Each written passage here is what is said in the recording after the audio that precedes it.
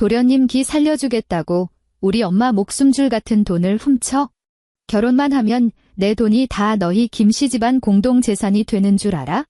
뻔뻔하기 짝이 없는, 심지어 당연하다는 듯한 남편의 얼굴을 보며 나는 얼음물을 단숨에 들이켰다. 가슴속 깊은 곳에서 치밀어 오르는 역겨움을 억누르기 위해서였다. 그는 모르고 있었다. 내 명의로 된 전세 보증금, 그가 긁고 다니는 가족 신용카드, 심지어 지금 몰고 다니는 차까지 이 모든 것이 완벽하게 내 통제하에 있다는 사실을 말이다. 30분 뒤 거액 절도 및 사문서 위조 혐의로 입건하겠다며 경찰이 현관에 들이닥쳤을 때 그 기고만장하던 남편의 얼굴은 마침내 짓밟힌 진흙탕처럼 처참하게 일그러졌다. 구독 버튼을 눌러 여주인공의 통쾌한 반격이 어떻게 펼쳐지는지 함께 지켜봐 주시기 바랍니다. 자, 이제 이야기가 시작됩니다. 스마트폰에서 음성 안내가 흘러나왔다. 거래가 실패했습니다. 잔액이 부족합니다. 나는 스마트폰 화면을 뚫어지게 바라보았다. 원래 설정해둔 이체 금액은 8천만 원, 받는 사람은 서울아산병원이었다. 내일 있을 엄마의 간 이식 수술을 위해 준비해둔 선결제 수술비였다. 나는 화면을 빠져나와 모바일 뱅킹 앱에 다시 로그인했다. 예금주 박지연. 출금 가능 잔액 0원. 거래 내역을 확인해보니 불과 30분 전에 그 돈이 전액 대한자동차 영업소라는 이름의 계좌로 이체되어 있었다. 나는 안방 문을 벌컥 열었다. 거실에는 텔레비전이 켜져 있었고 스포츠 채널의 해설자가 야구 점수를 목청껏 중계하고 있었다. 남편 김민수는 소파에 비스듬히 기대 앉아 얼음물이 담긴 컵을 들고 얼음을 와그작와그작 씹어 먹고 있었다. 방문이 열리는 소리를 듣고도 그는 고개조차 돌리지 않았다. 김민수, 나는 그의 이름 석자를 똑박또박 불렀다. 물 다 마셨어. 한 잔 더 떠와. 그는 손에 든 유리컵을 찰랑거렸다. 얼음이 유리벽에 부딪히며 쨍그랑하는 경쾌한 소리를 냈다. 나는 텔레비전 앞으로 다가가 전원 코드를 확 뽑아버렸다. 화면은 순식간에 새카맣게 꺼졌고 해설자의 목소리도 뚝 끊겼다. 너 미쳤어. 김민수는 미간을 팍 구기며 그제야 꺼진 화면에서 내 얼굴로 시선을 옮겼다. 지금 딱 9회 말 보고 있었는데 8천만 원이. 나는 그의 두 눈을 똑바로 응시했다. 내 통장에 있던 8천만 원 어디로 갔어? 김민수의 얼굴에 스쳤던 짜증이 잠시 멈칫하더니 이내 아주 당연하다는 듯한 뻔뻔한 표정으로 바뀌었다. 그가 유리컵을 거실 탁자 위에 탁 소리 나게 내려놓았다. 아, 그거. 그는 다시 소파 등받이에 기대어 다리를 꼬았다. 엄마가 너한테 몇 번이나 말했잖아. 우리 민호 다음 주면 대기업 영업부에 출근하는 거, 거기 발로 뛰며 영업하는 부서인데 번듯한 수입 스포츠카 한 대 없이 어떻게 고객을 만나러 다녀. 고객들이 얕본단 말이야. 이건 우리 민호 앞길이 걸린 문제라고. 그건 우리 엄마 살릴 목숨줄이었어. 내 목소리에는 아무런 높낮이가 없었다. 마치 나와는 전혀 상관없는 사실을 진술하는 것 같았다. 김민수는 짜증스럽게 머리를 헝클어뜨렸다. 아유, 진짜. 장모님 연세가 몇인데 수술 며칠 늦게 한다고 당장 돌아가시기라도 해? 간 이식이 원래 엄청 큰 수술인데 며칠 더 몸조리하고 받는 게 나을 수도 있지? 내 동생은 이제 막 사회적 지위를 다져야 할 사람인데 이 두 가지를 어떻게 같은 선상에 놓고 비교하냐? 그리고 장모님 살고 죽는 게 나랑 무슨 상관인데? 그건 너희 박씨 집안일이고 지금 이 돈은 우리 김씨 집안의 미래를 위해 투자한 건데 뭐가 잘못됐다는 거야? 바로 그때 도어록 버튼 누르는 소리가 요란하게 울려 퍼졌다. 6자리의 숫자, 빠르고 능숙한 손놀림이었다. 현관문이 열리고 시어머니 조정숙이 신발을 질질 끌며 들어왔다. 양손에는 반찬이 가득 담긴 플라스틱 반찬통이 몇 개 들려 있었다. 그녀는 현관문도 제대로 닫지 않은 채 곧장 식탁으로 다가가 반찬통을 쿵소리 나게 내려놓았다. 지연아, 너 지금 뭐 하는 짓이니? 집에 들어오자마자 고래고래 소리 지르는 게 말이나 되는 소리야. 조정숙은 나를 노려보며 마치 재수없는 기운이라도 쫓아내려는 듯 손으로 허공을 휘휘 저었다. 그녀는 김민수 곁으로 다가가 아들의 어깨를 토닥이더니 나를 향해 턱을 치켜들었다. 우리 민수 말이 맞지? 넌 대기업 기획팀장의 억대 연봉자 아니니? 돈이야 없으면 다시 벌면 되는 걸 가지고. 우리 민호가 지금 그 수입 스포츠카 짝배 입고 나가면 형수인 너도 얼굴이 서는 거야. 남들이 다 그럴 거 아니니? 아이고 이 집며느리 통도 크고 능력도 좋다고. 이게 다 집안 체면 살리는 일인데 그걸 그렇게 모르겠니? 집안 체면이요. 나는 눈앞에선 이 모자를 번갈아 바라보았다. 그래, 조정숙이 아주 당당하게 목소리를 높였다. 여자가 결혼을 했으면 시댁 귀신이 되어야지. 내가 번 돈은 당연히 시댁 번영을 위해 먼저 쓰여야 하는 거야. 그 아픈 내 친정엄마는 그저 밑 빠진 독이야. 8천만 원 쏟아부어봤자 쨍그랑 소리 한 번 안 날 거다. 우리 민호는 다르지. 걔가 나중에 출세해서 떵떵거리면 형수인 너도 다 그 덕을 보게 되어 있어. 김민수도 옆에서 맞장구를 치며 고개를 끄덕였다. 내 말이. 엄마 말씀이 구구절절 다 맞네. 너 빨리 병원 가서 수술 날짜 미뤄. 여기서 식구들 마음 불편하게 만들지 말고. 나는 대꾸하지 않았다. 거실 탁자 위에 놓인 얼음물, 조정숙이 싸온 싸구려 반찬통, 그리고 김민수의 저 당연하다는 듯한 뻔뻔한 낯짝을 차례로 눈에 담았다. 나는 뒤를 돌아 주머니에서 스마트폰을 꺼내 세 자리 숫자를 꾹꾹 눌렀다. 여보세요. 110이죠. 그들을 등진 채 흘러나온 내 목소리는 나 스스로도 낯설게 느껴질 만큼 지나치게 차분했다. 소파에 기대어 있던 김민수의 움직임이 뚝 멎었다. 조정숙의 눈썹이 치켜 올라갔다. 서울 강남구 대치동 땡땡 아파트입니다. 신고하려고요. 나는 수화기에 대고 또렷하게 주소를 불렀다. 누군가 제 개인 계좌에 무단 침입해서 제 OTP 보안카드와 인감을 위조해 8천만 원이라는 거액을 절도했습니다. 야. 박지연, 김민수가 소파에서 용수철처럼 튀어올라 내 스마트폰을 빼앗으려 손을 뻗었다. 나는 한 발짝 뒤로 물러나 그의 손을 피하며 전화기 너머로 계속 말을 이었다. 네, 용의자가 지금 현장에 같이 있습니다. 당장 출동해 주십시오.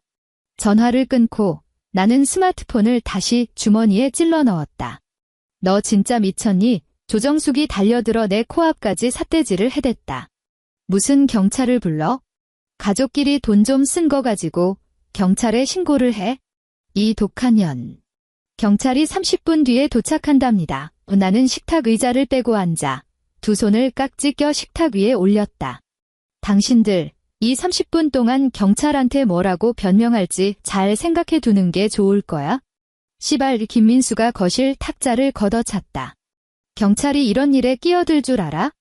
부부 사이에 일어난 일은 경찰이 와봤자 좋은 게 좋은 거라며 덮고 넘어가. 너 지금 허세 부리는 거잖아. 나는 그를 무시한 채 벽에 걸린 시계만 쳐다보았다. 초침이 한 칸 한 칸 움직이는 소리와 함께 거실에는 조정숙의 거친 숨소리와 김민수의 초조한 발소리만이 맴돌았다. 30분 뒤 정확히 초인종이 울렸다. 제복을 입은 경찰관 2명이 현관에 서 있었다. 김민수는 즉각 사람 좋은 웃음을 지어 보이며 누구보다 먼저 쪼르르 달려나갔다. 아이고, 경찰관님들 여기까지 오시느라 정말 수고 많으십니다. 별일 아닙니다. 아무 일도 없어요. 김민수는 손을 휘휘 저으며 경찰의 시선을 차단하려 애썼다. 그냥 부부싸움 좀 한 건데 집사람이 홧김에 장난으로 신고를 한 겁니다. 다 집안일이고 부부 공동재산 관리하다가 의견 차이가 좀 있었을 뿐이에요. 신고자가 박지연 씨 맞습니까? 나이가 지긋한 경찰관은 김민수의 말을 무시한 채 그의 어깨 너머로 나를 바라보았다. 나는 자리에서 일어나 현관으로 걸어갔다. 네, 접니다. 계좌에서 8천만 원을 절도당했다고 신고하신 분이시죠? 경찰관이 수첩을 꺼내 들었다. 맞습니다. 나는 방금 인쇄해둔 은행 거래 내역서와 회사에서 발급받은 증명서류를 경찰관에게 건넸다. 이게 증거 자료입니다. 김민수가 옆에서 콧방귀를 뀌며 비웃었다. 경찰관님, 이것 좀 보세요. 이 여자가 일을 크게 만드는 겁니다. 우리 부부 공동 계좌에 있던 돈, 제가 동생 차 사주느라 좀 썼는데 그게 무슨 절도입니까? 경찰관은 서류를 받아들고 꼼꼼히 살펴보기 시작했다. 첫째, 나는 경찰관의 눈을 맞추며 또박또박 말했다. 그 돈은 우리가 흔히 말하는 부부 공동 계좌에 들어간 적이 단 한 번도 없습니다. 오늘 오전 10시 제 회사에서 제 명의로 된 개인 저축 계좌로 특별 성과급을 입금한 겁니다. 이 계좌는 온전히 저 개인 소유이며 김민수 씨는 여기에 손댈 권한이 전혀 없습니다. 김민수의 입가에 머물던 웃음이 굳어버렸다. 둘째, 나는 또 다른 종이 한 장을 내밀었다. 태블릿 PC에서 캡처한 접속 로그 기록이었다. 이체가 발생한 시각은 오후 2시 15분입니다. 그때 저는 욕실에서 샤워를 하고 있었습니다. 김민수 씨는 제가 자리를 비운 틈을 타 제 핸드백을 뒤져 신분증을 빼돌렸고 몰래 외워둔 비밀번호로 제 스마트폰 잠금을 강제로 풀었습니다. 그리고 OTP 보안카드를 탈취해 불법으로 돈을 이체했죠. 나는 김민수 쪽으로 고개를 돌렸다. 대한민국 법치국가에서 아무리 부부라 할지라도 허락 없이 타인의 신분 정보를 무단으로 도용하고 개인 명의의 재산을 함부로 건드리면 이는 명백히 중대한 전자금융거래법 위반이자 절도죄에 해당합니다. 경찰관의 안색이 변했다. 그는 손에 든 서류를 빠르게 훑어보며 이체 기록의 시간과 계좌의 성격을 대조해 보았다. 그리고 수첩을 덮은 뒤 매서운 눈빛으로 김민수를 쏘아보았다. 김민수 씨, 경찰관의 말투에서 아까의 부드러움은 온데간데 없이 사라졌다. 이 증거 자료들을 보면 당신은 전자금융거래법 위반 및 절도 혐의가 다분합니다. 지금 당장 서에 동행하셔서 조사를 좀 받으셔야겠습니다. 김민수는 완전히 사색이 되었다. 그는 뒷걸음질을 치다 신발장에 쿵 부딪혔다. 아니, 경찰관님, 제 말 좀 들어보세요. 전 저 여자 남편이라고요. 남편이 마누라 돈 좀 쓴 게 어떻게 도둑질입니까? 법은 혼인 여부를 따지는 게 아니라 계좌의 소유주와 거래 절차의 합법성만을 따집니다. 경찰관이 한 발짝 다가서며 단호하게 말했다. 저희가 강제 연행하지 않도록 순순히 협조해 주시죠. 아이고, 하느님 맙서사. 조정숙이 돌연다리에 힘이 풀렸는지 털썩 소리를 내며 현관 바닥에 주저앉았다. 그녀는 미친 듯이 자기 허벅지를 내리치며 귀청이 떨어져라 통곡하기 시작했다. 내가 못 살아. 내 팔자야. 독한 며느리가 생떼 같은 자기 남편을 감방에 쳐넣으려고 하네. 그녀는 고래고래 소리를 지르며 바닥을 쾅쾅 내리쳤다. 이 독사 같은 년아. 내가 기어이 우리 김씨 집안의 씨를 말리려 드는구나. 우리 아들이 대체 무슨 죽을 죄를 지었다고? 제 친동생 챙기느라 돈 좀 쓴 게 다인데? 이 벼락 맞아 죽을려나. 두 명의 경찰관은 미간을 찌푸렸다. 이런 뻔한 진상짓에 진저리가 난다는 표정이었다. 나는 바닥에 주저앉아 행패를 부리는 조정숙을 싸늘하게 내려다보았다. 눈썹 하나 까딱하지 않았다. 어머니, 나는 차분하게 입을 열었다. 조정숙이 흠칫 놀라며 통곡 소리가 잠시 멈췄다. 지금 바닥에 주저앉아 우셔도 아무 소용없습니다. 나는 그녀의 두 눈을 똑바로 응시하며 한 글자 한 글자 내뱉었다. 지금 당장 스마트폰 꺼내서 도련님한테 전화부터 하시는 게 좋을 거예요. 뭐 때문에? 조정숙이 더듬거렸다. 방금 뽑은 그 수입 스포츠카, 손끝 하나 대지 말라고 전하세요. 나는 목소리를 약간 낮췄다. 그 차는 작물로 산 거니까요. 지금 이 순간부터 그 차는 작물입니다. 만약 작물을 몰고 사방팔방 쏘다닌다면 조만간 경찰서에서 형과 아주 눈물겨운 상봉을 하게 될 테니까요. 조정숙의 얼굴에서 순식간에 핏기가 가시더니 백지장처럼 새하얗게 질려버렸다. 그녀는 입을 떡 벌렸으나 단 한마디의 소리도 내지 못했다.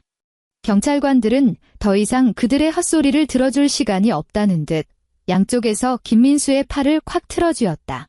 가시죠. 서에 가서 얘기합시다. 현관문이 쾅 하고 거칠게 닫히며 신발장 위에 쌓인 먼지가 부스스 떨어졌다. 조정숙은 바닥에 털썩 주저앉은 채 굳게 닫힌 문만 멍하니 바라보았다. 나는 몸을 돌려 주방으로 걸어갔다. 식탁 위에 놓여있던 반찬이 가득 담긴 그 싸구려 플라스틱 반찬통들을 하나하나 차곡차곡 쌓아 올린 뒤 음식물 쓰레기통에 쳐넣어 버렸다. 다음 날 오전 사무실 자리에 앉자마자 책상 위 내선 전화기가 울렸다. 박 팀장님, 1층 로비에 팀장님 가족이라고 주장하는 분들이 오셔서 난동을 피우고 있습니다. 보안 요원들도 막질 못해서요. 빨리 좀 내려와 주셔야겠습니다. 안내 데스크 직원의 목소리에는 명백한 당혹감이 서려 있었다.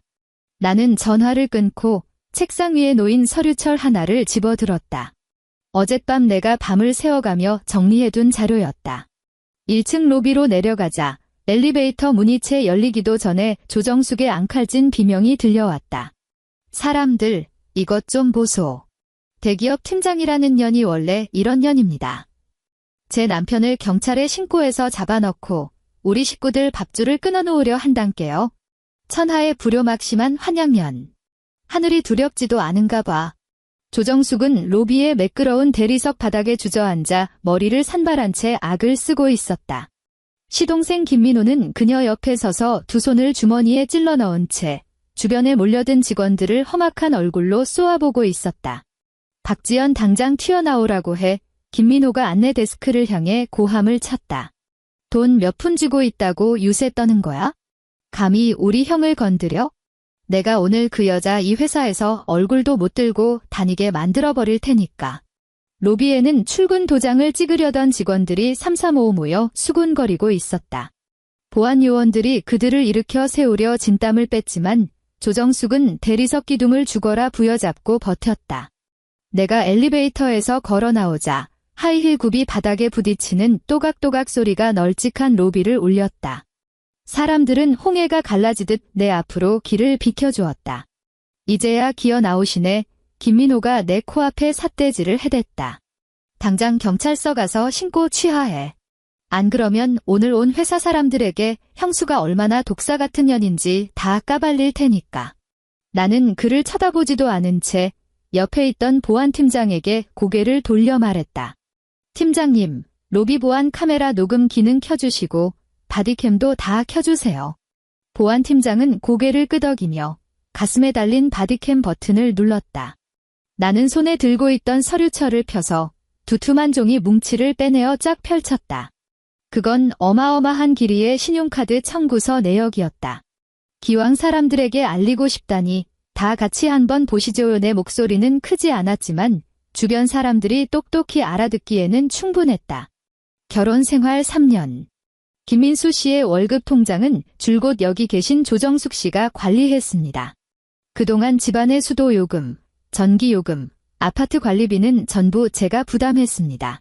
나는 청구서에 빨간 줄이 그어진 항목들을 짚어나갔다. 작년 3월, 도련님 김민호 씨의 대학교 마지막 학기 등록금 640만 원, 제 카드로 결제했습니다. 올해 1월, 어머니 조정숙 씨가 강남구 최고급 한방병원에서 지어드신 홍삼 녹용보약 패키지 320만 원, 역시 제 카드로 긁으셨고요. 김민수 씨요. 그 인간이 매달 밖에서 술 마시고 접대하며 쓴 유흥비, 전부 제 명의로 된 가족 카드로 결제된 겁니다. 청구서 상세 내역이 여기 다 있습니다. 나는 고개를 들어 주변 사람들을 한 바퀴 쓱 둘러본 뒤 마지막으로 벌겋게 달아올랐다 하얗게 질려가는 김민호의 얼굴에 시선을 꽂았다. 당신들 세 식구, 3년 내내 기생충처럼 내 피를 빨아먹고 살았잖아. 그래놓고 이제는 내 친정엄마 목숨 살릴 수술비 8천만 원을 훔쳐다가 스포츠카를 뽑아. 그러고도 뻔뻔하게 내 회사까지 찾아와서 나더러 불효막심하다고 행패를 부려? 구경하던 사람들 사이에서 헉하고 숨을 들이켜는 소리가 터져나왔다. 동료들이 조정숙과 김민호를 바라보는 눈빛은 단순한 호기심에서 노골적인 경멸로 변해 있었다. 조정숙이 바닥에서 허둥지둥 기어 일어나 내 손에 들린 청구서를 빼앗으려 들었다. 거짓말 마. 헛소리 집어치워. 세상에 어느 며느리가 이렇게 쫀쫀하게 따지고 든답디까. 나는 한 발짝 뒤로 물러섰고 보안 요원들이 즉각 달려들어 그녀를 가로막았다. 오늘 제가 여길 내려온 건 당신들이랑 말싸움이나 하자는 게 아닙니다. 나는 서류철을 덮었다. 통보하러 온 거죠? 나는 스마트폰을 꺼내 그들이 보는 앞에서 통화 버튼을 눌렀다. 안녕하세요. 땡땡카드사 고객센터죠? 본인 박지연입니다. 네, 제 명의로 발급된 가족 카드 2장, 끝자리 4589번과 8821번. 지금 당장 사용 정지 부탁드립니다. 네, 즉시 처리해주세요. 김민호의 두 눈이 튀어나올 듯 커졌다. 끝자리 8821번 카드는 바로 그의 지갑 속에 들어 있었다.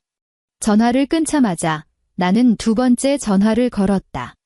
이 변호사님, 접니다. 네, 김민호 명의로 이번에 새로 뽑은 스포츠카, 법원에 처분금지 가처분 신청 좀 넣어주세요. 네, 자금 출처가 불법 횡령이니 절대 그 차를 중고로 팔아서 현금화하지 못하게 묶어둬야 합니다. 박지연, 내가 감히 김민호가 꼬리를 밟힌 개처럼 펄쩍 뛰며 보안 요원들의 방어선을 뚫으려 발악했다. 나는 눈길 한 번 주지 않고 세 번째 전화를 걸었다. 집주인 아주머니, 안녕하세요. 저 지연입니다. 오늘 말투가 한결 부드러워졌다. 아침 일찍 연락드려 죄송합니다. 네, 저희 지금 살고 있는 전셋집, 다음 달 만기잖아요. 저 연장 안 하려고요. 네, 처음에 그 전세 보증금 제 결혼 전 개인 계좌에서 송금해 드린 거 만기되면 제 개인 통장으로 전액 반환 부탁드립니다. 네, 감사합니다. 날짜 맞춰서 집 비워드릴게요. 그 전셋집의 보증금은 무려 6억 원에 달했다. 그 보증금이 없다면 서울 바닥에서 그들은 번듯한 화장실 하나 딸린 방도 구하지 못할 터였다. 조정숙은 그제야 사태를 완벽하게 파악했다. 그녀의 입술이 사시나무 떨듯 떨렸고 온몸의 기운이 순식간에 쫙 빠져나간 듯 다시 바닥으로 허물어졌다.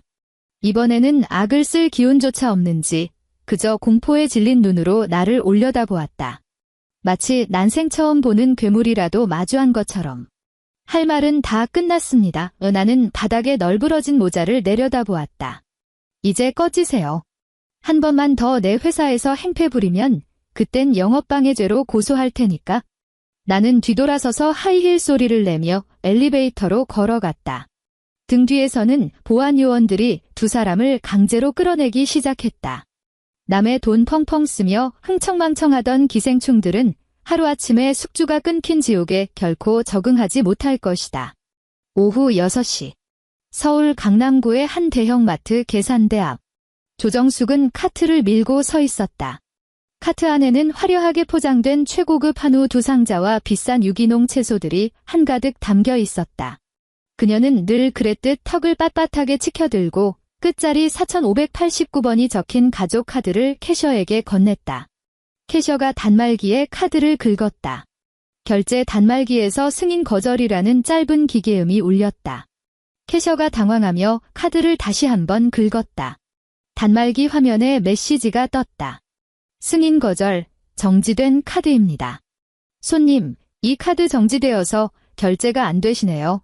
캐셔가 카드를 돌려주었다. 다른 카드로 결제해 주시겠어요? 총 34만 5천 원입니다. 조정숙의 얼굴이 화탓하게 달아올랐다. 하필이면 그녀 뒤에 줄을 서 있던 사람들은 같은 아파트 단지에 사는 동네 주민 아줌마들이었다. 그럴 리가 없어요. 다시 한번 긁어봐요. 우리 며느리가 대기업 팀장인데 카드에 돈이 없다는 게 말이 돼. 조정숙은 목소리를 빽 높였다. 소리를 질러 내면의 당혹감을 감추려는 속셈이었다. 어머, 소문 들었어. 저 집아들 오늘 아침에 경찰에 끌려갔대. 뒤에 서 있던 동네 아줌마가 주변 사람들이 다 들으라는 듯 큰 목소리로 귓속말을 했다. 며느리 돈 훔쳤다가 걸렸다나 봐.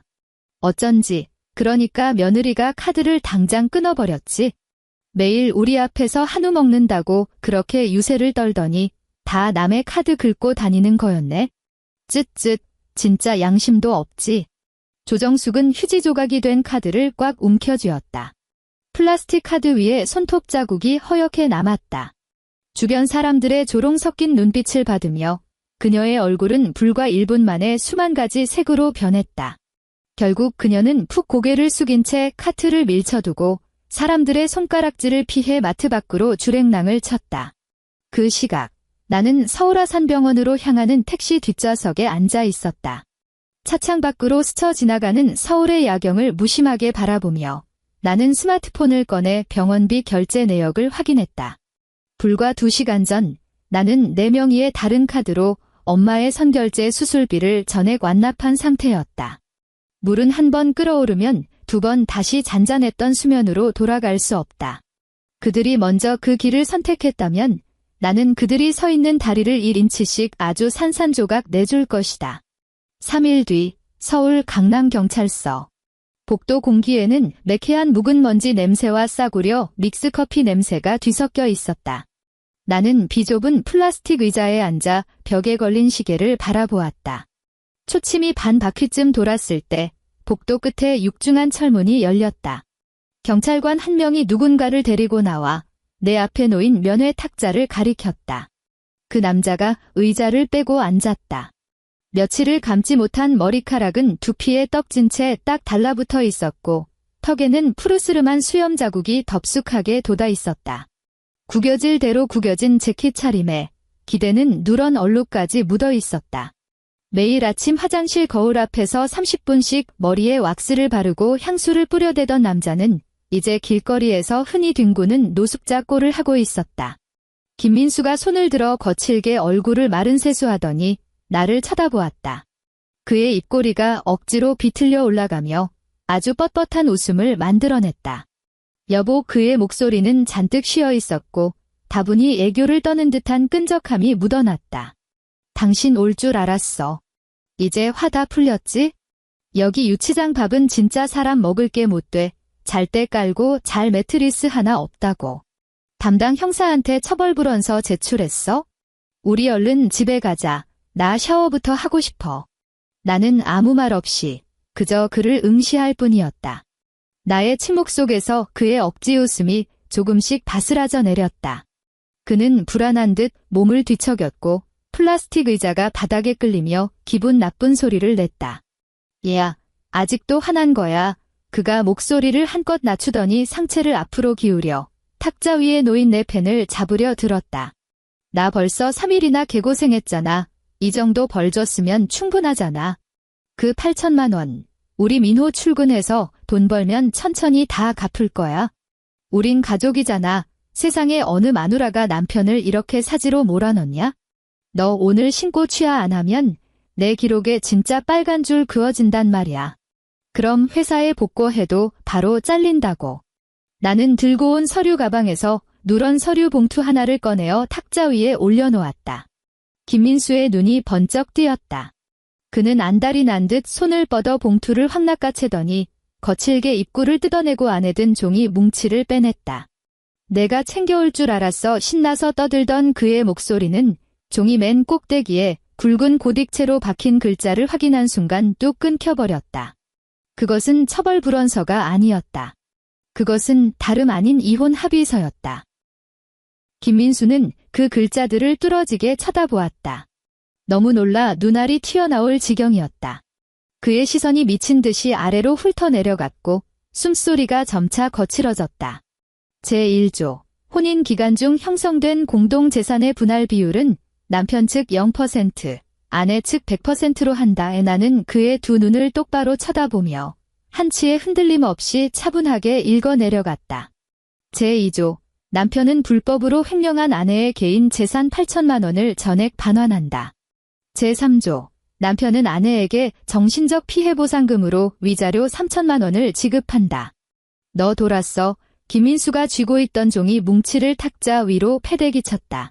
그의 손등 위로 시퍼런 핏대가 툭툭 붉어졌다. 재산 분할이 0%? 나보고 빈몸으로 쫓겨나라는 거야? 그 전세 보증금 내가 낸 건 맞지만 그 안에 든 가구랑 가전제품은 다 우리가 결혼해서 같이 쓴 것들이잖아. 근데 왜 내가 한 푼도 못 가져가? 그리고 3천만 원 위자료? 이거 완전 협박이잖아. 가구는 다 가져가도 좋아. 단, 그 가구들을 들여놓을 만한 집을 구할 수 있다면 말이지. 애나는 두 손을 깍지 껴 탁자 위에 올렸다. 그리고 그 3천만 원은 당신 때문에 우리 엄마 수술이 지연되면서 발생한 잠재적 위험에 대한 위자료야. 원하지 않으면 도장 안 찍어도 돼. 안 찍어. 내 눈에 흙이 들어가도 절대 안 찍어. 김민수가 고래고래 소리를 지르는 바람에 옆자리에 앉아있던 경찰관들이 미간을 찌푸리며 이쪽을 쳐다보았다. 그는 목소리를 낮추더니 이를 꽉 깨물고 나를 죽일 듯이 노려보았다. 박지연, 이렇게 내 등골만 쏙 빼먹고 깨끗하게 버리시겠다. 꿈도 꾸지 마. 이딴 이혼 합의서에 절대 도장 못 찍어. 내가 동의 안 하면 넌 절대 이혼 못해. 어디 한번 갈 때까지 가보자고. 누가 이기나 해보자. 안 찍어도 상관없어. 나는 고개를 끄덕이며 자리에서 일어나 그를 서늘하게 내려다보았다. 그럼 이 형사사건은 정식 기소 절차를 밟게 되겠지? 배우자의 개인 재산 절도에 거액이 얽힌 전자금융거래법 위반 범죄. 피해자와 합의조차 하지 못했다면 검사는 아마 징역 1년에서 1년 6개월 정도의 실형을 구형할 거야. 유죄 판결이 확정되는 순간 회사에서는 당연히 해고 통보가 날아갈 거고, 간방 앞밥 먹고 빨간 줄 그어진 전과자 신세로 나오면 편의점 알바 자리 하나 구하기 힘들걸. 김민수의 얼굴이 순식간에 백지장처럼 하얗게 질렸다. 그의 입술이 파르르 떨렸고 방금 전까지 기고만장하던 기세는 바람 빠진 풍선처럼 푹 꺼져버렸다. 너 진짜 이렇게까지 해야겠어. 그의 목소리 끄트머리에는 울음기가 섞여 있었다. 난 그냥 내 동생 차 사주려고 돈 좀 쓴 것뿐이잖아. 내가 도박을 했어. 아니면 밖에서 딴 여자를 만났어. 난 그저 내 가족을 위해서 그런 거라고. 나도 내 가족을 위해서 이러는 거야. 나는 서류 가방을 집어들었다. 내일 오후 4시 전까지 내 담당 변호사 사무실에 도장 찍힌 이 합의서가 도착하지 않으면 곧바로 검찰청으로 송치될 줄 알아. 나는 뒤돌아 출입문 쪽으로 걸어갔다.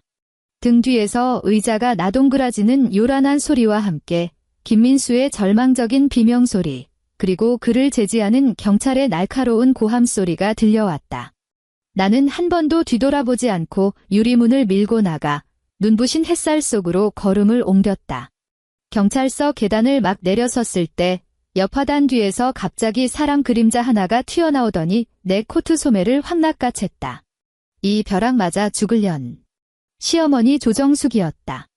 머리를 산발한 채 눈시울이 시뻘겋게 달아오른 그녀는 쇠집게 같은 손가락으로 내 옷자락을 사생결단으로 쥐어뜯을 듯 움켜쥐었다. 밖에서 계속 진을 치고 기다리다가 나 혼자 나오는 것을 보고 득달같이 달려든 게 뻔했다. 너 도대체 안에서 무슨 짓을 한 거야? 고소 취하장 안 냈지? 내 아들이 저 시궁창 같은 곳에서 썩어가는 걸 뻔히 보고만 있겠다는 거지. 그녀는 허공에 침을 튀겨가며 앙칼지게 소리를 질러댔다. 나는 걸음을 멈추고 내 소매를 틀어진 그녀의 손을 차갑게 내려다보았다. 이거 놓으세요. 못 놔. 내가 오늘 당장 우리 민수 빼내지 않으면 여기서 확 혀 깨물고 죽어버릴 테니까. 조정숙은 손을 놓기는커녕 아예 계단 바닥에 털썩 주저앉아 자신의 몸무게를 실어 나를 질질 끌어내리려 발악했다. 아이고 내 팔자야. 동네 사람들 이것 좀 보소. 이 독사 같은 며느리년이 제 시어미를 핍박해서 죽이려고 한단께요. 지나가던 행인 몇 명이 걸음을 멈추고 호기심 어린 눈으로 이쪽을 힐끔거렸다. 나는 굳이 뿌리치려 애쓰지 않았다. 그저 주머니에서 스마트폰을 꺼내 그녀가 보는 앞에서 동영상 촬영 버튼을 누르고 렌즈를 그녀의 얼굴 쪽으로 들이밀었을 뿐이다. 어머니, 여기 경찰서 정문 앞이에요. 사방에 CCTV가 깔려 있다고요. 어머님이 지금 하시는 행동, 사건 피해자에 대한 협박 및 업무방해죄로 고스란히 처벌받을 수 있습니다. 나는 화면 속에 일그러진 그녀의 얼굴을 빤히 내려다보았다. 어머니도 아드님 곁에 나란히 들어가고 싶으세요? 조정숙의 고래고래 악쓰던 소리가 목이 졸린 닭처럼 순식간에 목구멍으로 쏙 기어 들어갔다. 그녀는 그 시커먼 스마트폰 카메라 렌즈를 멍하니 쳐다보더니 쥐고 있던 손의 힘을 슬며시 풀었다. 아까 그러셨죠. 저랑 어디 끝까지 한번 가보자고. 나는 스마트폰을 거두고 그녀가 쥐어뜯어 구겨진 소매 끝을 툭툭 털며 정리했다. 그래, 그녀는 이를 악물고 바닥에서 기어 일어났다. 눈빛에는 여전히 공포가 서려 있었지만 그래도 지지 않겠다는 듯 빳빳하게 목에 핏대를 세웠다. 똑똑히 들어. 우리 민수는 그깟 이혼 합의서인지 뭔지에 절대 도장 안 찍어줄 거야. 이제 와서 우릴 헌신짝처럼 내버리시겠다. 어림없는 소리. 걔가 도장 안 찍어주면 넌 평생 우리 김씨 집안 며느리 귀신인 거야. 내가 뼈 빠지게 번 돈도 반은 우리 몫이고 어디 한번 법정에서 피 터지게 싸워보자꾸나. 3년이고 5년이고 질질 끌어볼 테니 그 병든 내 친정어미가 그때까지 살아 숨이나 쉴지 두고 보자고. 얄팍한 계산과 지독한 악의로 뒤덮인 그녀의 얼굴을 보고 있자니 이제는 일말의 분노조차 일지 않았다. 좋습니다. 나는 무미건조하게 고개를 끄덕였다. 어디 한번 갈 때까지 가보시죠. 이틀 뒤 강남구의 한 법률 사무소. 이 변호사가 법원의 붉은 직인이 찍힌 서류 한 부를 내 앞으로 쓱 내밀었다. 박 팀장님, 신청하신 급여 채권 가압류가 법원에서 인용되었습니다. 이 변호사가 서류의 금액란을 짚어보였다. 법원에서 김민수 씨가 재직 중인 회사 인사팀으로 이미 결정문을 송달했습니다. 이번 달부터 그 8천만 원의 원금과 연체 이자까지 전부 갚을 때까지 김민수 씨의 매달 월급은 고스란히 압류될 겁니다. 나는 그 서류를 집어들고 붉은 도장을 물끄러미 바라보았다. 그럼 그 인간 손에 떨어지는 돈은 얼마 정도 되나요? 내가 물었다. 현행법상 규정된 민사집행법 최저생계비 기준에 따라 기본급의 성과급이 얼마가 붙든 상관없이 사측에서는 사대보험과 세금을 공제한 뒤 매달 딱 185만 원까지만 김민수 씨의 개인 계좌로 지급할 수 있습니다. 이 변호사가 안경을 치켜 올렸다. 그 185만 원을 초과하는 나머지 금액은 법원이 지정한 공탁 계좌로 곧바로 송금되어 팀장님의 채무를 변제하는 데 쓰이게 됩니다. 185만 원이라. 숨만 쉬어도 돈이 나가는 이 미친 물가의 서울 바닥에서 교통비, 통신비에 최소한의 식대만 빼고 나면 스타벅스 아메리카노 한 잔 사 마시는 것조차 벌벌 떨어야 할 푼돈이다. 하물며 김민수 그 인간은 매달 밖에서 술 퍼마시고 골든벨 울리는 데만 300만 원씩 긁어대던 종자였다. 감사합니다. 이 변호사님, 나는 서류를 가방 안에 챙겨 넣었다. 그날 오후 3시, 내 스마트폰이 미친 듯이 지잉지잉 울려대기 시작했다. 화면 위로 김민수라는 이름이 번쩍거렸다. 보나 마나 회사 인사팀에 불려갔다가 튀어나온 모양이었다. 나는 연속으로 걸려온 그의 전화 5통을 가차없이 끊어버린 뒤 그가 남긴 음성 메시지를 재생했다. 박지연, 너 도대체 무슨 짓을 저지른 거야? 방금 인사팀에 불려갔더니 법원에서 내 월급가 압류 때렸다고 하잖아. 185만 원. 서울 바닥에서 나보고 고작 185만 원으로 어떻게 밥을 처먹고 살라는 거야? 내 자동차 보험료도 당장 내야 하고 신용카드 리볼빙 값도 막아야 한단 말이야. 너 진짜 나 말라 죽는 꼴 보고 싶어서 환장했어? 전화 받아. 이 독사 같은 년아, 당장 전화 받으라고. 노발대발하는 그의 목소리에는 걷잡을 수 없는 공포가 가득 차 있었고 극도의 분노로 인해 삑사리까지 섞여 있었다. 나는 스마트폰을 무음으로 돌려 서랍 속에 툭 던져 넣고 손에 들고 있던 기획안을 계속 읽어 내려갔다. 돈줄이 끊긴 기생충이 느끼는 질식할 듯한 공포. 이제 겨우 시작일 뿐이니까. 심야 11시 30분. 불을 끄고 자리에 누우려는데 침대 협탁 위에 올려둔 스마트폰 액정이 환하게 밝아졌다. 이번엔 김민수가 아니라 저장되지 않은 낯선 번호였다. 나는 화면에서 깜빡거리는 번호를 몇 초간 응시하다가 통화 버튼을 눌렀다. 형수님 제발 저 좀 살려주세요. 통화가 연결되자마자 고막을 찢을 듯한 일렉트로닉 클럽 음악 소리와 왁자지껄한 사람들의 고성방가가 수화기 너머로 밀려 들어왔다. 그건 이태원 클럽거리 특유의 정신 나간 소음이었다. 시동생 김민호의 목소리는 짙은 울음기와 극도의 공포에 질려 달달 떨리고 있었다. 형수님, 듣고 계세요? 저 민호예요. 무슨 일이죠? 나는 침대 헤드에 비스듬히 기대 앉았다. 적막한 안방 안에서 내 목소리는 유난히도 차갑고 또렷하게 울렸다. 저 사고가 났어요? 여기 이태원 쪽 좁은 골목길인데 제가 실수로 앞차를 뒤에서 들이박았거든요. 김민호가 더듬거리며 말하는 동안 배경음으로 어떤 남자가 상욕을 퍼부으며 길길이 날뛰는 소리가 들려왔다. 차 사고가 났으면 보험사에 접수해야지. 나한테 전화를 걸면 어떡합니까? 보험사에서 제 자동차 보험이 지난주에 직권 해지됐대요. 김민호의 목소리가 절망으로 가득 차 찢어지듯 높아졌다. 형수님이 그 신용카드를 정지시켜버리는 바람에 지난달 보험료 자동 이체가 안 돼서 효력이 상실됐다잖아요. 저 지금 무보험으로 사고 낸 거라고요. 나는 두 눈을 지그시 감았다. 우리 엄마 목숨값으로 뽑은 그 포르쉐를 끌고 클럽 앞에서 가오를 잡으며 허세를 부렸을 그 화상 같은 몰골이 눈앞에 훤히 그려졌다. 아, 그래요. 나는 무미건조하게 대꾸했다. 형수님, 저 이대로 모른 척하시면 안 돼요. 제가 무슨 차를 박았는지 아세요? 수입제 대형 SUV라고요. 상대방 차 트렁크가 아주 반파가 됐어요.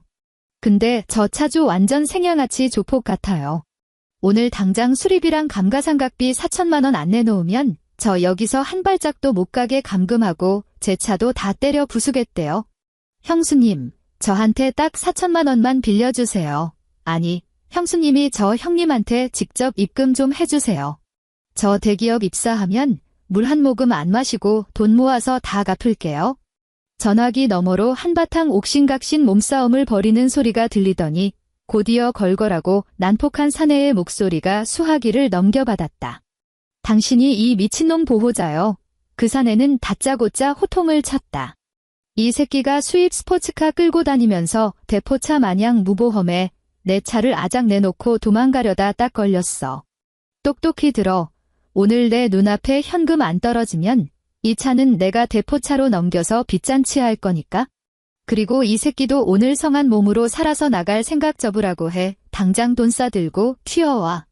나는 귓전을 때리는 그 남자의 고함 소리를 들으며 스마트폰을 다른 쪽 손으로 고쳐 쥐었다. 안녕하세요. 나는 수화기에 대고 가장 또렷한 발음으로 말했다. 첫째, 전 그쪽 보호자가 아닙니다. 지금 저 사람 친형과 이혼 소송 중이거든요. 제게 저 자식은 길 가다 마주쳐도 모를 완벽한 타인이란 뜻입니다. 전화기 너머의 남자가 순간 멈칫하는 기색이 역력했다. 둘째, 나는 여유롭게 말을 이었다. 그 스포츠카 구매 대금은 불법 횡령 자금과 얽혀 있어서 이미 법원에서 처분금지가 처분 인용이 떨어진 상태입니다. 만약 저 자식이 배상을 거부한다면 당장 경찰에 신고하시거나 민사소송을 걸어서 전업 명의로 된 재산을 싹 다 가압류 것이면 됩니다. 차를 담보로 잡으시든 몽둥이로 다리 몽둥이를 분질러 버리시든 그건 두 분 사이의 사적인 채무 관계일 뿐이고요. 대한민국 법은 피해자가 정당한 권리를 찾을 수 있도록 다양한 구제 수단을 보장하고 있으니까요. 부디 원만하게 피해 보상 받으시길 기원하겠습니다. 여보쇼. 야. 이 샹년이. 나는 그 남자의 상스러운 욕지거리를 끝까지 들어줄 마음이 없었다. 미련 없이 통화 종료 버튼을 눌러버리고 그 번호를 곧바로 수신 차단 목록에 처박아 버렸다.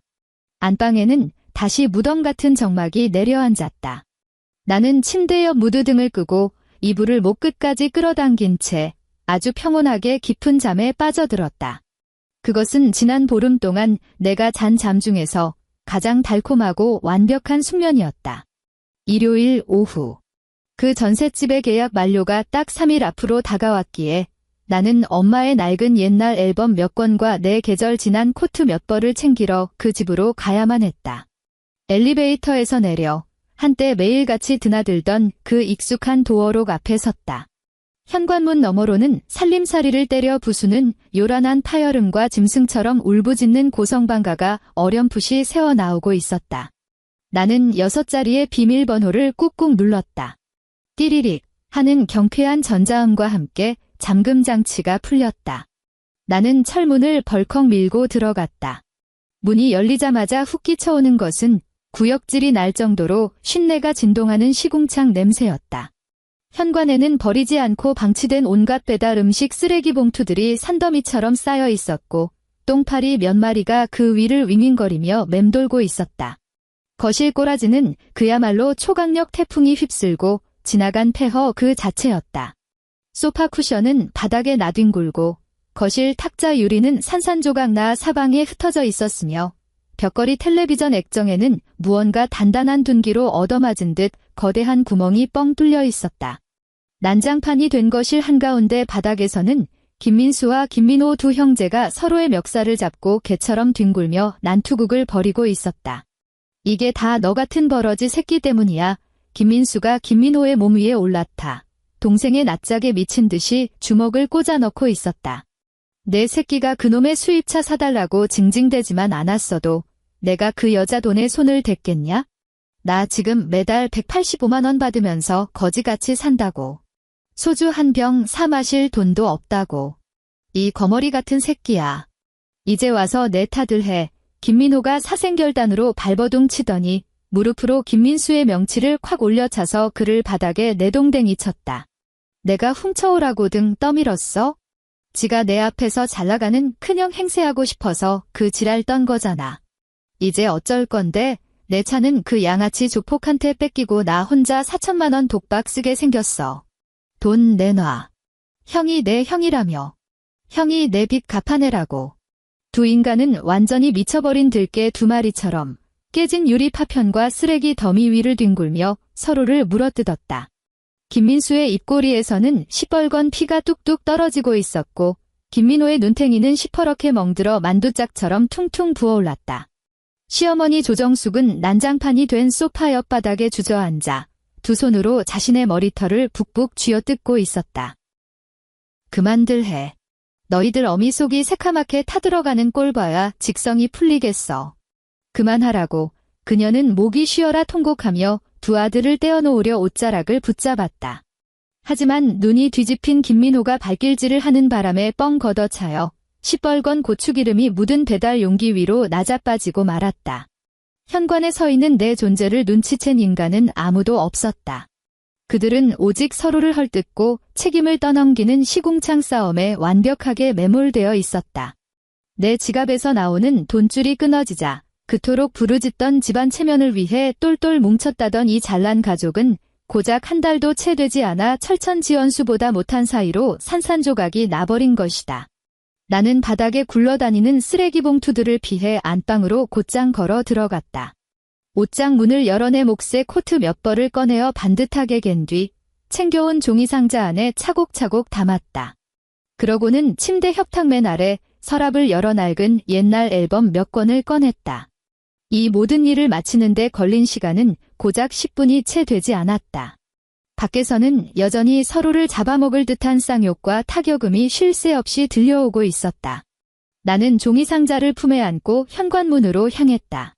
걸음을 멈추고 고개를 돌려 거실을 슬쩍 한번 쳐다보았다. 형 새끼가 내 앞길 다 망쳐놨어.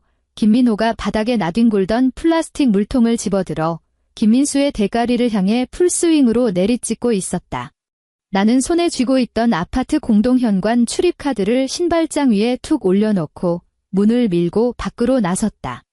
내 등 뒤로 철문이 육중한 소리를 내며 닫히자 저 구역질 나는 쌍욕과 절망적인 통곡 소리는 나와는 일절 상관없는 다른 세계의 일로 완벽하게 단절되었다. 3일 뒤, 이번 달의 마지막 날. 나는 아파트 1층 상가에 있는 공인중개사 사무소 앞에 서 있었다. 주머니 속에서 스마트폰이 짧게 징 울렸다.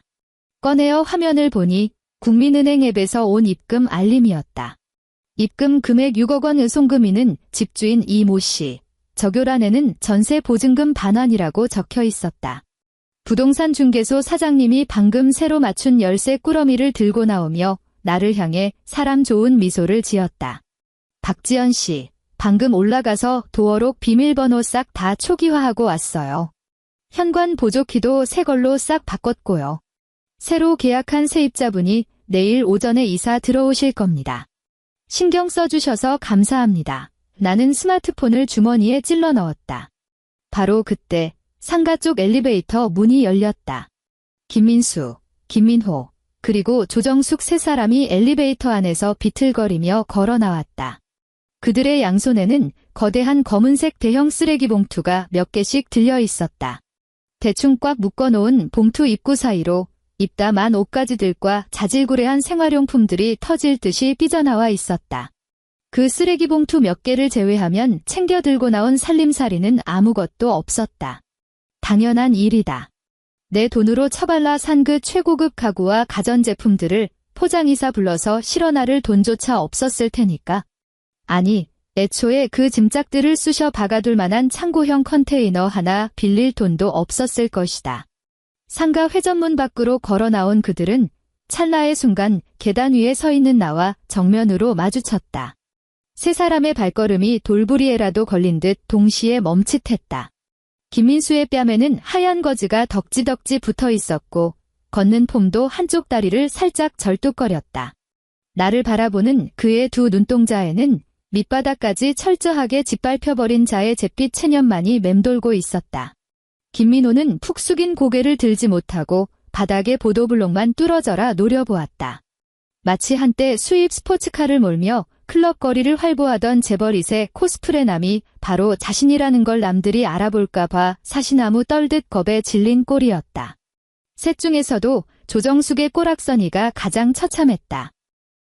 고작 한 달이라는 시간이 흘렀을 뿐인데 미용실에서 새카맣게 물들였던 윤기 흐르던 머리칼은 정수리부터 흉측할 정도로 희끗희끗한 백발이 숭숭 솟아나 있었다. 꼿꼿했던 척추는 볼품없이 굽어버렸고 양어깨는 기운 하나 없이 축 늘어져 있었다. 그녀는 나를 보더니 입술을 바들바들 떨었고 손에 쥐고 있던 검은 쓰레기 봉투를 스르륵 놓아버렸다. 지연아 그녀가 내 쪽으로 반발짝 다가섰다.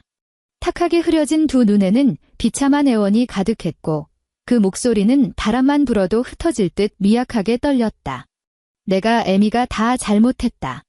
집주인한테 사정 한 번만 해서 우리 오늘 딱 하룻밤만 여기서 눈 붙이게 해주면 안 되겠니? 우리 지금 찜질방 가서 몸 늘 돈도 한 푼이 없어서 그래. 나는 그녀를 내려다보았다. 우리 친정엄마가 간 이식 수술을 받아야 한다는 걸 알았을 때 아주 표독스러운 낯짝으로 수술 며칠 늦게 한다고 당장 돌아가시기라도 하냐고 쏘아붙이던 바로 그 입술을 똑똑히 눈에 새겼다. 나는 그녀의 애원에 단 한마디도 대꾸하지 않았다. 대신 옆에 서 있던 부동산 중개소 사장님에게 고개를 돌렸다.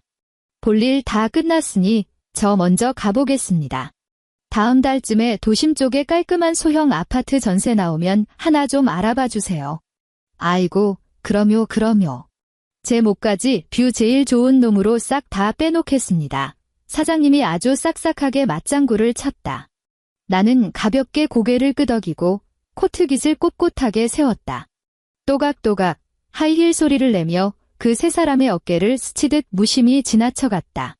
때마침 차가운 칼바람이 쌩 불어오더니 길바닥에 뒹굴던 낙엽 한 무더기를 쓸어 올려 그들의 넝마가 담긴 검은 쓰레기 봉투 위로 흩뿌렸다.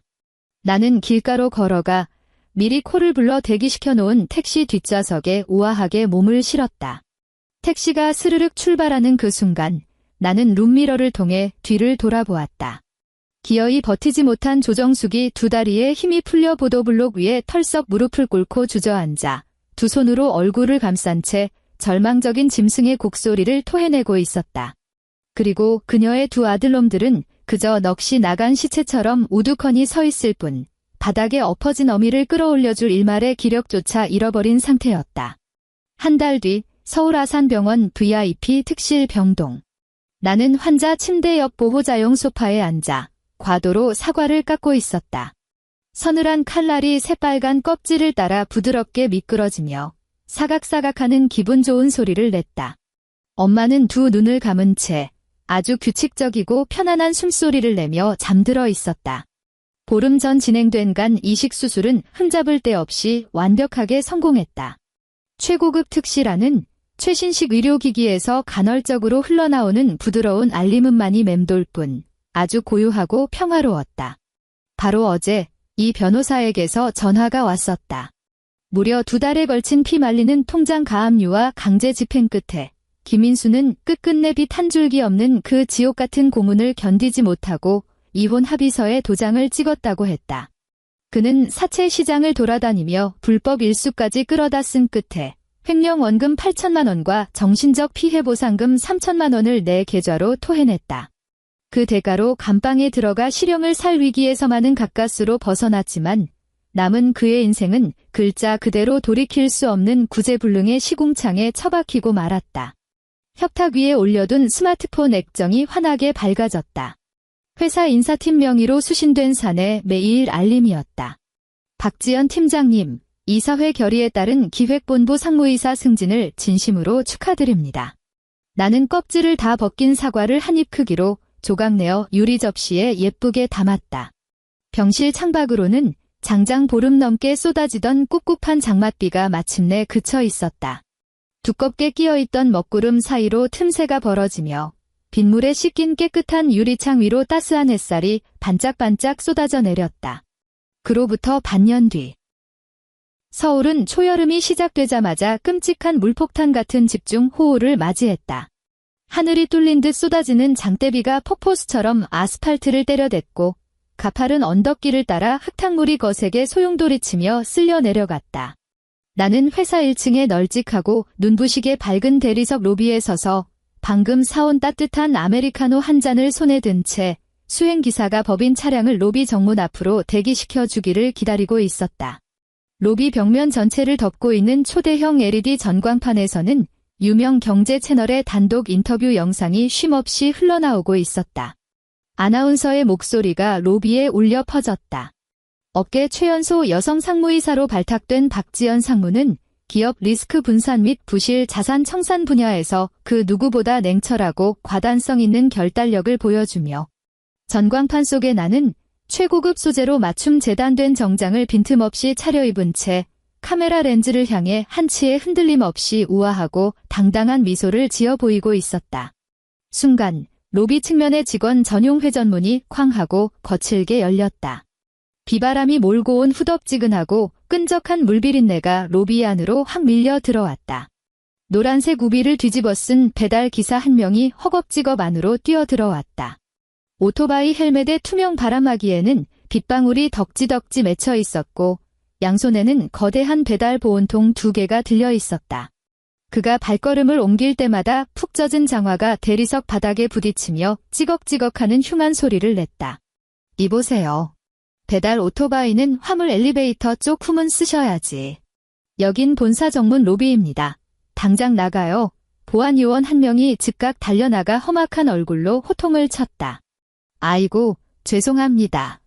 죄송합니다. 밖에 비가 너무 쏟아지는데 뒷문 쪽 도어록 인식기가 고장이 나서 도저히 들어갈 수가 없어서요.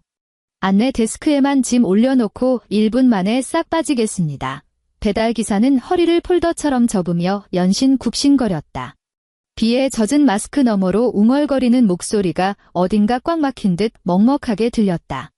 그는 데스크 위치를 찾으려는 듯 고개를 번쩍 치켜들었다.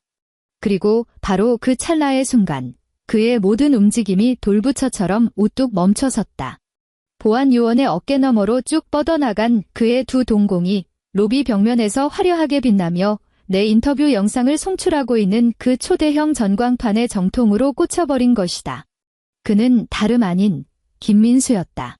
그의 얼굴은 시체처럼 살이 쏙 빠져버려 이목구비를 알아보기조차 힘들었다.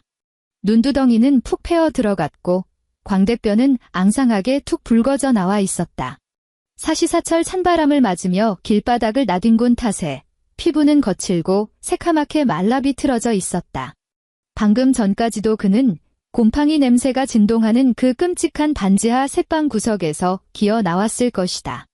장판 밑으로 시퍼런 곰팡이가 피어오르는 그 지옥 같은 방구석에서는 수천만 원의 수리비를 뒤집어 쓰고 매일같이 사채업자들의 빚 독촉 전화에 시달리며 숨어 지내는 시동생 놈이 컵라면 하나를 두고 제 어미와 짐승처럼 쌍욕을 퍼부으며 싸우고 있었겠지. 내 돈으로 최고급 투풀 한우만 부위별로 골라 처먹던 그 고상하신 시어머니는 이제 매일 새벽바람을 맞으며 남들이 내다버린 폐지 쪼가리를 주워 담느라 리어카를 끌고 뒷골목을 전전하고 있을 터였다. 빨간 줄이 그어진 전과자 낙인 덕분에 번듯한 대기업에서 가차없이 쫓겨난 그는 평판조회를 기본으로 깔고 가는 이 좁디 좁은 한국 사회에서 그 흔한 중소기업 격리자리 하나 구하지 못했다. 결국 오토바이에 목숨을 걸고 하루 종일 코를 뛰며 자신의 목을 조여오는 그 끔찍한 불법 사채를 갚아나가는 신세로 전락해버린 것이다. 김민수는 전광판 화면 속에서 찬란하게 빛을 발하며 우아하게 인터뷰를 여유롭게 이어나가는 그 여자의 모습을 넋이 나간 듯 올려다보았다.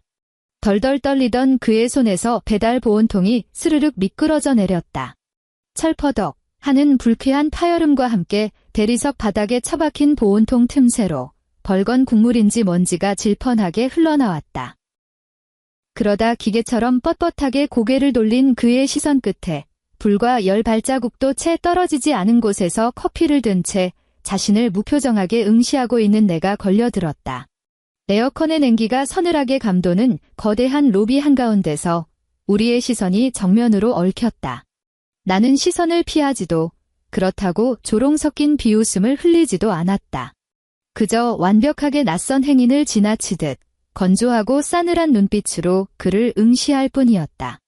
김민수의 울대뼈가 미친 듯이 꿀렁였다. 극도의 비참함인지 뼛속까지 파고드는 후회인지 아니면 그 모든 것이 뒤섞인 정체불명의 오열인지 모를 감정에 휩싸인 채 그의 앙상한 어깨가 사시나무처럼 덜덜 떨리기 시작했다.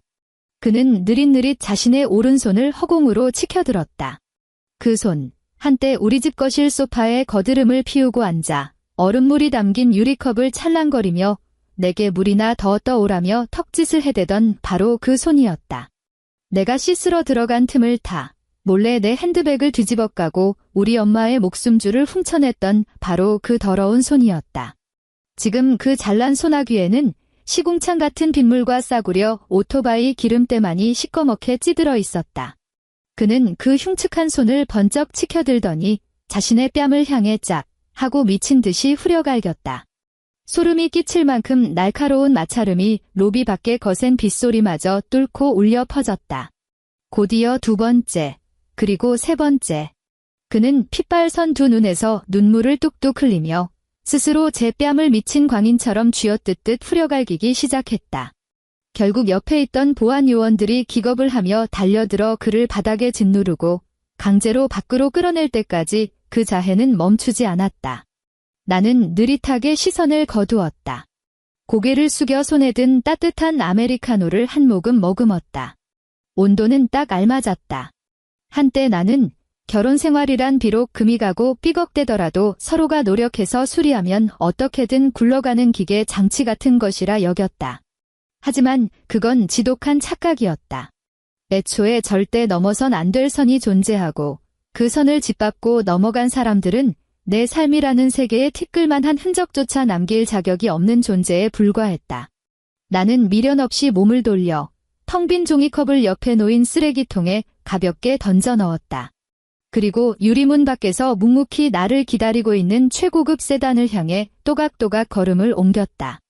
오늘 밤부터 이 세상 그 어떤 것도 내가 누리는 이 완벽하고 평온한 숙면을 방해하지 못할 것이다. 오늘 준비한 이야기는 여기까지입니다. 부디 이 통쾌한 결말이 여러분의 마음을 시원하게 해주었기를 바라며 항상 행복한 하루 보내시길 바랍니다. 다음 이야기에서 또 인사드리겠습니다. 감사합니다.